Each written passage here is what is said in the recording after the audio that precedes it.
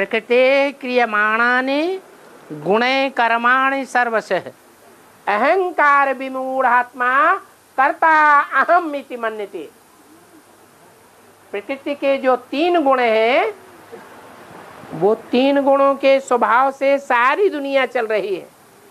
हर आत्मा में, हर एक सृष्टि के कण कण में अपना अपना पार्ट भरा हुआ है।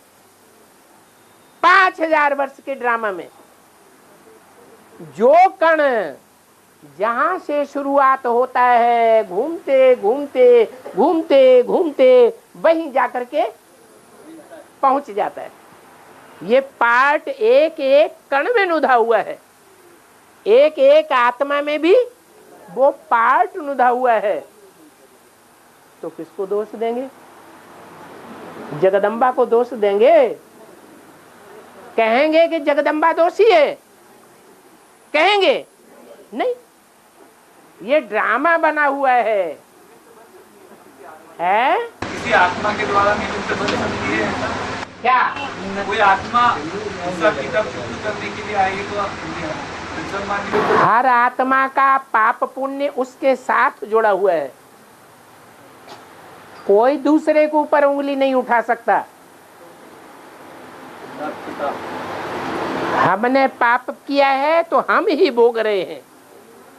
ऐसे नहीं कि हमको नीचे गिराने वाला वो है। नहीं, हमको नीचे गिराने वाले या ऊंचे उठाने वाले हमारे ही अपने कर्म हैं। संगम युग में शूटिंग हो रही है। बाबा, अयोध्या में जो मंदिर है, वो अयोध्या में वो राम का मंदिर है, वो रहीम का है। वो दुनिया वाले की दादा मछली बिलने गया, वो राम का भी मंदिर बनता नहीं और रहीम का भी मंदिर बनता नहीं। ऐसा क्यों? मथुरा में वहीं पर कृष्ण की जन्मभूमि है और उसी दीवार से लगी हुई मस्जिद बनी हुई है। अयोध्या में वहीं पर राम का मंदिर और वहीं पर बाबरी मस्जिद बनी हुई है। ये दुनिया का खेल ही ऐसा है।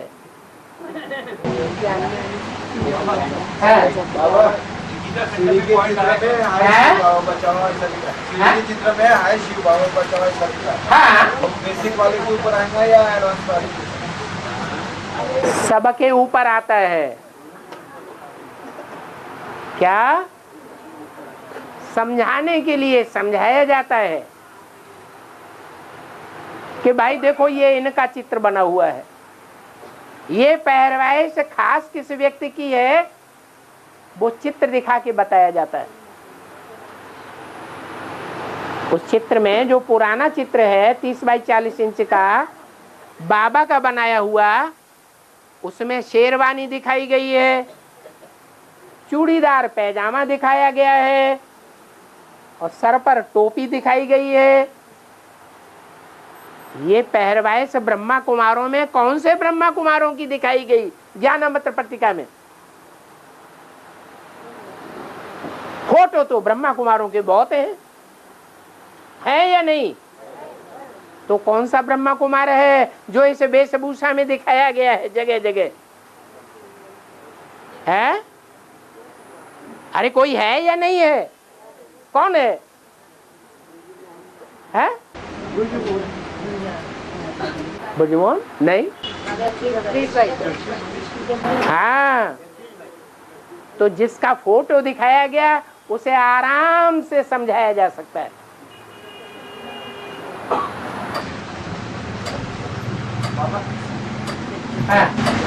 में पॉइंट आया है, इस समय विशेष आत्माएं जस्टिस के रूप में है। तो ये जस्टिस के रूप में कौन आत्मा है अभी? जस्टिस का काम होता है ये राइट, ये रंग। तो अब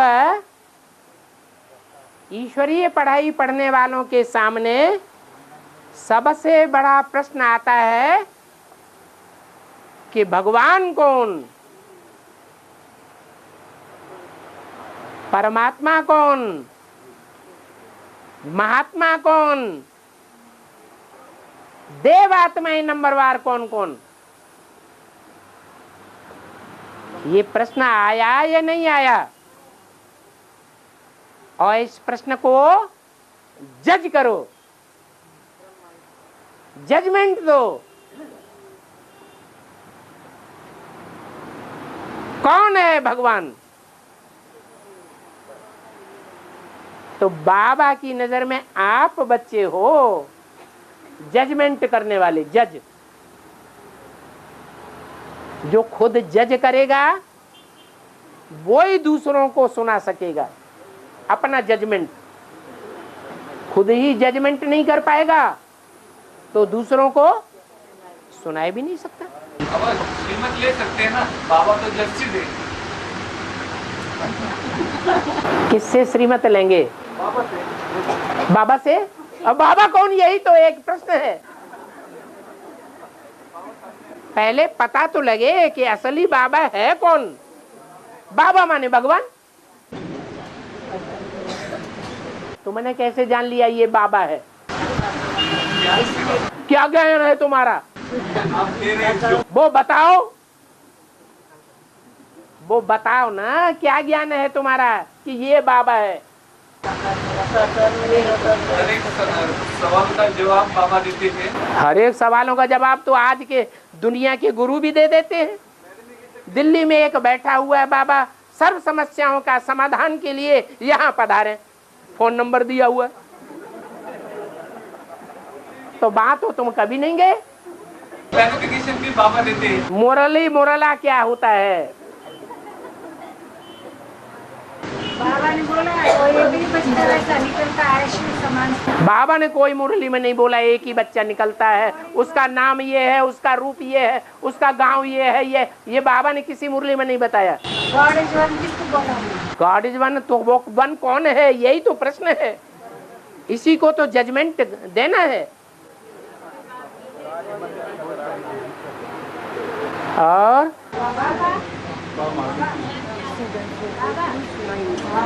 अरे बाबा के आते ही रहे, वो बोलोगे।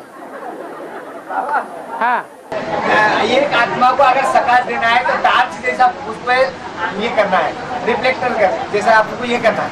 तो और विश्व कल्याण का जब संकल्प करना है तो जो विश्व का बाप है उसको टार्च दो। दे दान तो छूटे ग्रहण।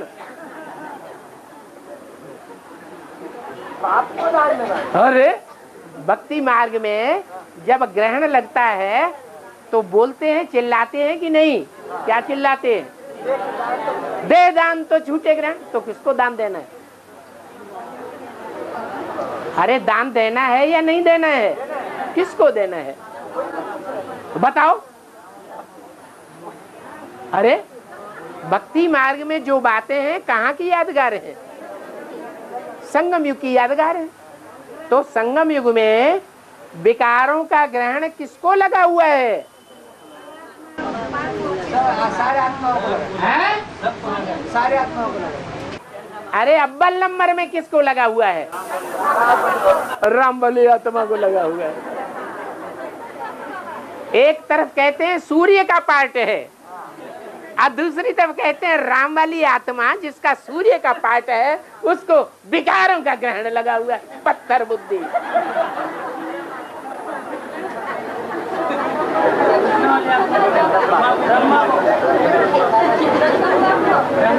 दो बातें कैसे साबित हो जाएंगी?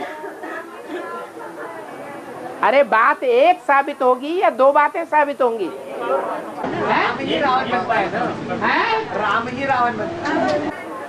राम जो है वो हर युग में रावण बनता है या सिर्फ जब दुनिया का अंत होता है तब रावण बनता है? तो फिर ग्रहण तो अभी लगा हुआ है, तो वो ग्रहण किसको लगता है विकारों का?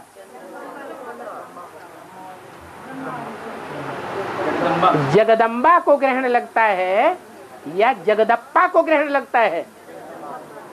एक तरफ कहते हो जगदप्पा में शिवप्पा प्रवेश है और दूसरी तरफ कहते हो कि जगदप्पा को ग्रहण लगता है। ये दोनों बातें कैसे साबित होंगी? जगदम्बा पे शिव ग्रहण होता है, हैं?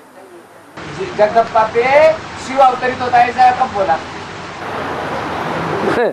जगत पिता में जो जगत पिता है, प्रजापिता है, उसमें शिव नहीं आता है, ये साबित कर रहे हैं आप मुरली के आधार पर। बहुत अच्छी मुरलियां सुनी है आपने, पढ़ी है? जगत पिता में तो शिव अवतरित होता है ना। अब दूसरी बात पलट गए।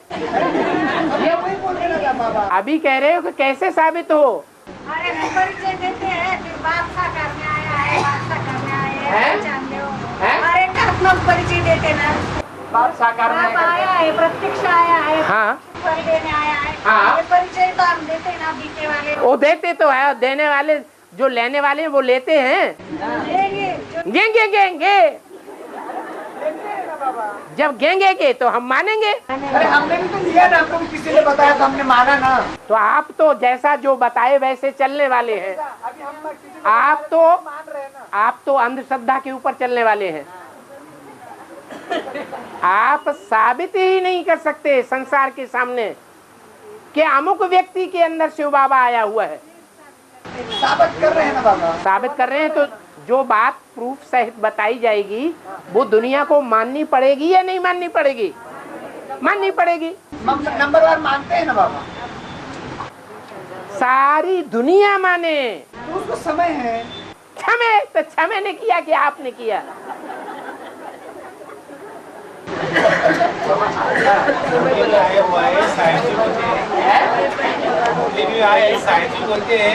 सूरज को कभी ग्रहण लगता नहीं। किसको? ओ साइंस बोलती है, तुम नहीं बोलते हो। तुम नहीं बोलते हो, तुम्हारी बुद्धि में नहीं बैठता है। तो जब बुद्धि बोलती है तो साइंस का नाम क्यों लेते हो? अभी तो बुद्धि में ये बात बैठ गई ना कि सूर्य एक तरफ है, बीच में चंद्रमा आ जाता है और धरती अलग है।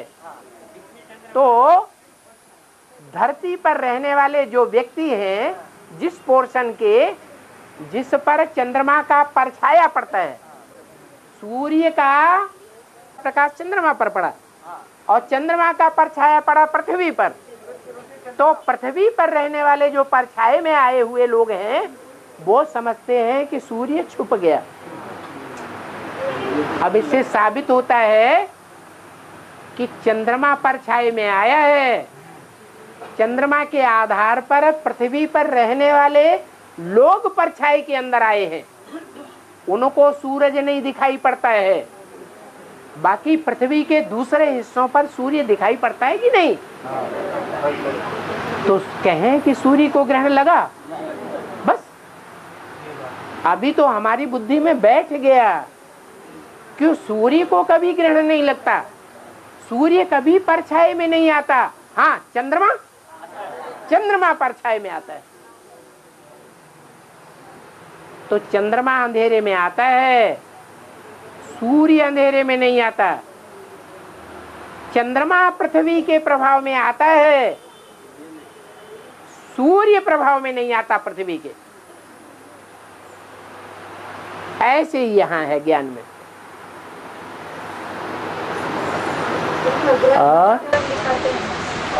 बाबा सूर्य ग्रहण तो दिखाते हैं, सूर्य ग्रहण तो दिखाते हैं।